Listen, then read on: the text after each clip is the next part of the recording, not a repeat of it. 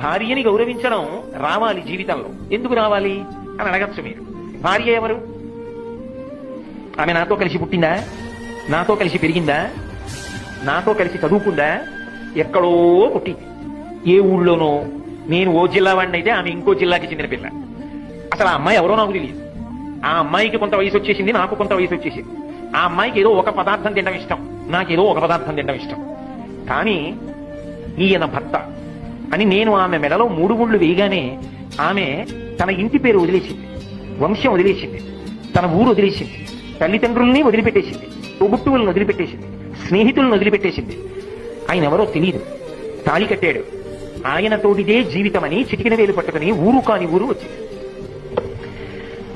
ఆ అమ్మాయిని సుఖపెట్టడమే నీకు చేత కాకపోతే, ఆ అమ్మాయి కిలకిలా నవ్వేటట్టుగా పలకరించడమే నీకు చేత కాకపోతే, ఇక నువ్వు ఎవరిని సుఖపెట్టగలవు జీవితంలో? ఇంతకన్నా త్యాగం చేసి నీతో వచ్చేవాళ్ళు ఎవరైనా ఉంటారా?